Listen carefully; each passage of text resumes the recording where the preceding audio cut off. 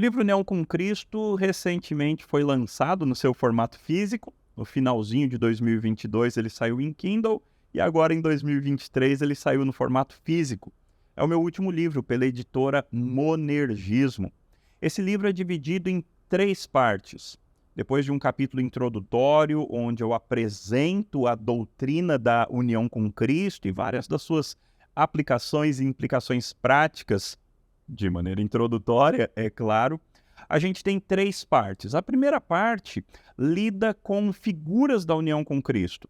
Eu apresento diversas figuras, algumas das quais você vai encontrar desenvolvidas em outros livros, e outras das quais você não encontra normalmente desenvolvidas como explicação da união com Cristo, mas figuras que de fato Deus usa para falar do tipo de união que Ele quer ter conosco. Então, por exemplo, o casamento é uma dessas figuras clássicas que é usada para falar a respeito da nossa união com Cristo.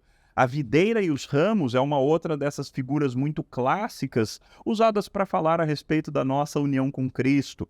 O templo, as pedras que formam um santuário, figura bastante importante, o corpo. Todas essas figuras são figuras que normalmente são usadas pelos autores bíblicos nas quais Deus fala o tipo de união que Ele quer ter conosco. Mas existem outras figuras menos tradicionais, como, por exemplo, nós unidos a Deus como escravos são unidos a um Senhor. Veja, a nossa cultura fala sempre de escravidão a partir de um ponto de vista extremamente crítico. No entanto, a visão bíblica de escravidão não é exclusivamente crítica. Tanto é que Deus usa o relacionamento entre um senhor e um escravo como um símbolo do amor que Ele tem para conosco. Um escravo lá do primeiro século, ele recebia parte da honra do seu senhor. Quanto mais glória tinha o senhor, mais glória recebia o escravo, mais honra recebia o escravo. E nós temos a honra e a glória de sermos escravos do Rei dos Reis e do Senhor dos Senhores. A Bíblia também nos apresenta a nossa união com Cristo como uma união de uma nação debaixo de um mesmo rei. Toda a história do reino de Deus, toda a parte da cidade de Deus. Hebreus fala que os patriarcas almejavam uma pátria superior, uma cidade construída não por mãos humanas. Lá no final de Apocalipse, nós temos essa imagem do povo de Deus como uma cidade que desce da parte de Deus vestida como noiva. Nós temos o Antigo Testamento todo com essa ideia de pátria. Paulo falando aos filipenses que eles têm uma nova cidadania. Então, todas essas imagens são usadas, as imagens cívicas, as imagens que têm a ver com uma pátria, são usadas para falar a respeito da nossa união com o nosso Rei, a nossa união com o nosso Senhor. Tem também a figura da massa de pão. Nós somos feitos uma massa de pão com o Senhor Jesus Cristo e um pão sem fermento, um pão sem corrupção. Ou tem também a figura do banquete. Nós somos convidados para um banquete. Lucas ama essa figura. Jesus está sempre envolvido com um banquete. Aliás, o banquete não aparece só no Novo Testamento. Desde lá de Êxodo, Moisés e os anciãos de Israel sobem e comem na presença de Deus. Aliás, já em Gênesis, Melquisedeque traz pão e vinho para celebrar uma pré-santa ceia lá com Abraão. Toda a parte do maná que cai no deserto e Deus alimenta o seu povo. Ou seja, comer na presença de Deus, comer com Deus e nos alimentarmos de Cristo são figuras muito importantes para falar sobre a nossa união com Cristo. Essa é a primeira parte do livro. Eu desenvolvo, a partir de uma teologia bíblica, várias dessas figuras que as Escrituras usam para falar do tipo de união que Deus quer ter conosco. Cada figura específica aponta para uma característica distinta, peculiar, de como Deus quer se relacionar e quer se unir a cada um de nós. A segunda parte do livro é uma parte mais doutrinária. Ela apresenta várias características da união com Cristo É uma união legal, no sentido de jurídica, é uma união com Deus Trino, espiritual, vital, orgânica, pessoal, plena, recíproca, profunda, missional, escatológica, eterna e mística. Ou seja, cada uma dessas características é explicada. Por que vem esse monte de nome? O que esses nomes significam? O que são essas características? São aspectos de como Deus quer se unir a você. São aspectos de como Cristo se une a nós. Aliás, é importante isso. A união com Cristo é a união que nos leva à união com Deus. Ao sermos unidos a Cristo, nós somos unidos à Trindade.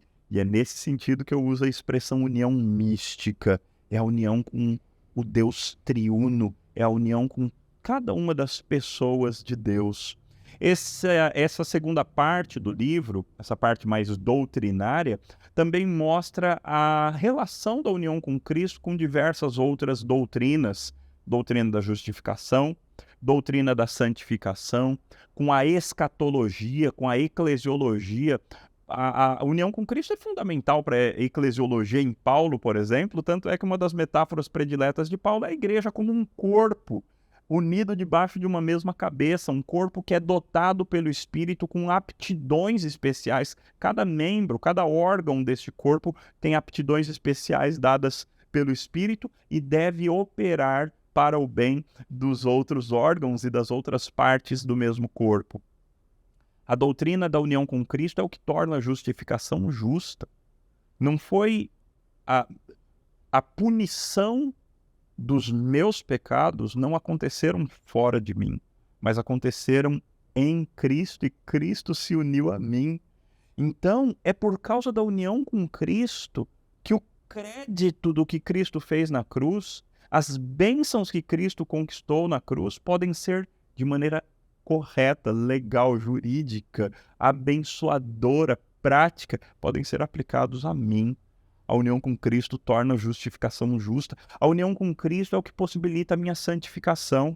É porque eu morri com Cristo. É porque eu ressuscitei com Cristo. E Paulo diz que até eu já estou habitando nos lugares celestiais em Cristo Jesus. É por causa disso que é possível vencer o pecado. Paulo aplica isso até mesmo para a pureza sexual em 1 Coríntios 6, quando ele usa a nossa união com Cristo como principal argumento para nós não cairmos em imoralidade sexual. Então, a união com Cristo não é um assunto periférico, é um assunto absolutamente central, não só para a teologia, mas para a vida cristã. É por isso que muitas vezes eu chamo a união com Cristo aqui no livro de experiência, porque é isso que ela é. Ela é uma doutrina, ela é um ensino das Escrituras, mas ela também é uma experiência. Calvino tem um texto bonito, ele fala bastante sobre a união com Cristo, e depois ele diz assim: mas labutemos mais do que por compreender a união com Cristo, labutemos por experimentá-la.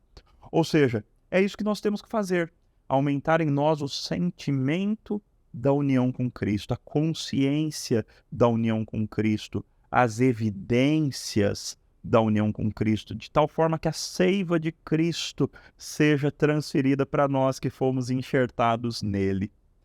Terceira parte do livro trata a respeito de estudos um pouco mais acadêmicos. São apenas 2 capítulos compondo essa terceira parte, um sobre a união com Cristo em João Calvino e um segundo que lida sobre a doutrina da teose, uma doutrina da Igreja Ortodoxa grega, mas que foi usada por muitos pais da Igreja, trabalhada também por João Calvino, por Lutero, e doutrina que mostra a profundidade dessa nossa união com Cristo, embora seja uma doutrina perigosa porque ela é fadada a más compreensões. Pessoas podem compreender mal quando se fala de teose, divinização, então é uma doutrina que tem que ser lidada e estudada com bastante cuidado.